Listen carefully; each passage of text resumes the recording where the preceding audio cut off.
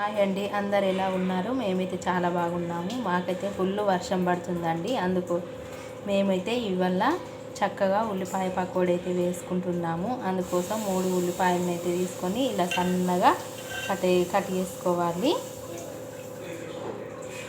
ఇప్పుడు ఇందులోనే 5 పచ్చిమిరపకాయలు కూడా ఇలా కట్ చేసుకొని వేసుకోవాలి.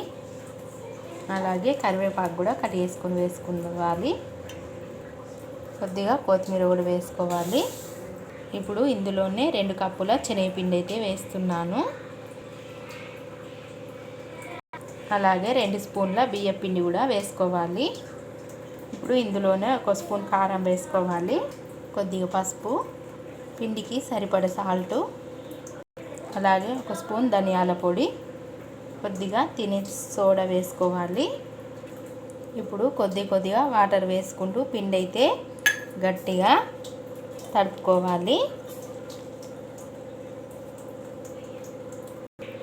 చూడండి, పిండి అయితే ఇలా గట్టిగా తడుపుకోవాలి. పకోడీకి నేనైతే ముందుగానే ఆయిల్ అయితే వేడి చేసుకున్నాను. ఇప్పుడు కొద్దిగా తీసుకొని పిండి ఇలా చక్కగా పకోడీలా వేసుకోవాలి. సన్నని మంటనైతే పెట్టుకోవాలి.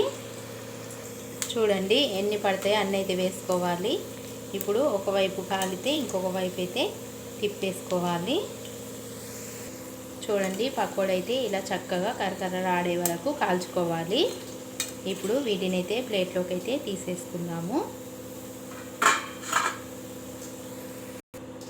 ఇప్పుడు ఇలానే ఇంకా కొన్ని అయితే వేసేసుకోవాలి.